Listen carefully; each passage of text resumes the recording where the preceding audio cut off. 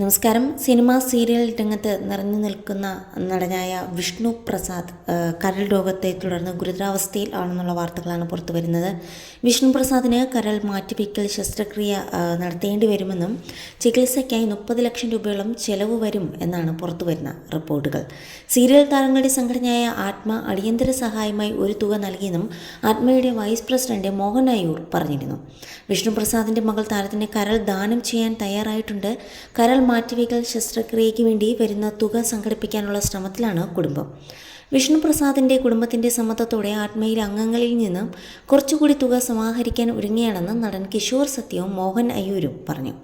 നടൻ വിഷ്ണു പ്രസാദിൻ്റെ അസുഖവിവരം സംബന്ധിച്ച് അദ്ദേഹത്തിൻ്റെ സഹോദരി പറഞ്ഞ കാര്യങ്ങൾ മാത്രമേ ഞങ്ങൾക്കറിയുള്ളൂ. വിഷ്ണു പ്രസാദിന് കരൾ മാറ്റിവെക്കേണ്ട അവസ്ഥയുണ്ടെന്നാണ് അറിയാൻ കഴിഞ്ഞത്.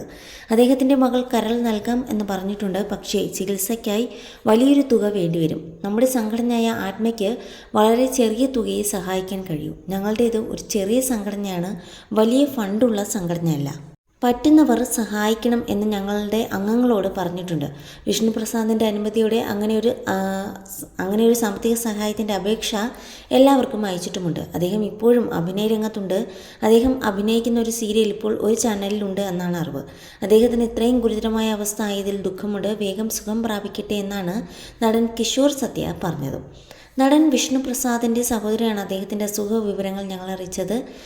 അദ്ദേഹത്തിൻ്റെ ശസ്ത്രക്രിയയ്ക്ക് വലിയൊരു തുക വേണ്ടിവരും. ഇപ്പോൾ ഞങ്ങളുടെ സംഘടനയായ ആത്മ അടിയന്തര സഹായമായി ഒരു ചെറിയ തുക നൽകിയിട്ടുണ്ട്. സംഘടനയിലുള്ള മറ്റംഗങ്ങളിൽ നിന്നും സാമ്പത്തിക സഹായം ലഭിക്കാൻ ശ്രമിക്കുന്നുമുണ്ട് എന്നാണ് മോഹൻ അയ്യൂർ പറഞ്ഞത്. കാശി, കയ്യെത്തുംദൂരത്ത്, റൺവേ, മാമ്പഴക്കാലം, ലയൺ, അതുപോലെ ബെൻ ജോൺസൺ, ലോകനാഥൻ IAS, പതാക, മറാത്ത നാട് തുടങ്ങിയ സിനിമകളിൽ അഭിനയിച്ച താരമാണ് വിഷ്ണു പ്രസാദ്.